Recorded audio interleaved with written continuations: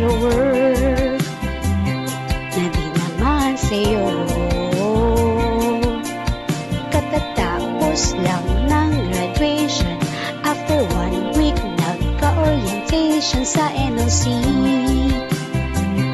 LP's worksheet ni ready, nairaos ang week 1, 2, 3. Akala ko at last magiging happy, pero no, no, no, no, no. No, no, no, no, no. May kasunod na, agad na enrollment. At sisimulan na rin ang brigada eskwela.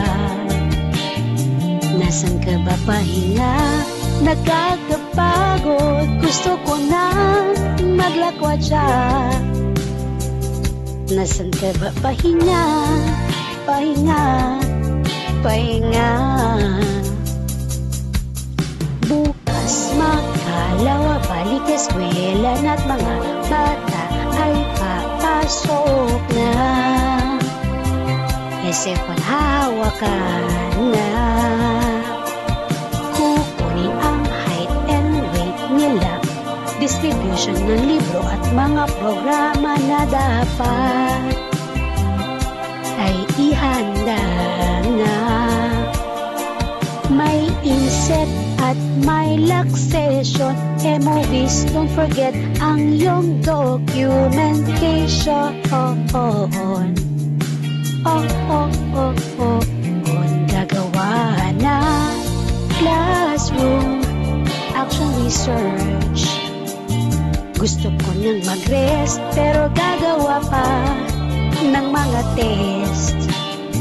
Sa pahinga ay uhaw, pero pag ang bata ay pumasa sa kanyang test at grado ay mataas, ay mapapawaw.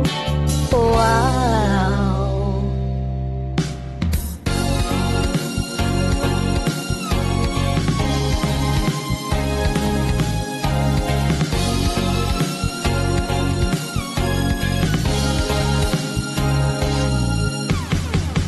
Sa araw-araw mapapawaw, ang classroom ay puro iyaw.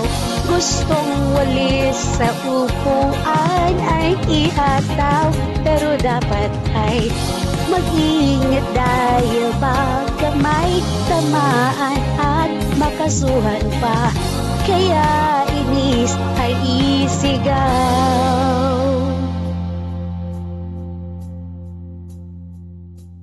Trabahong guro ay di biro, yan ay totoo. Napapagod pero tuloy sa pagtuturo. Nasaan ka ba pahinga? Halika dito, dito ka lang kahit sang minuto. Hiling lang ay pahinga, pahinga, pahinga.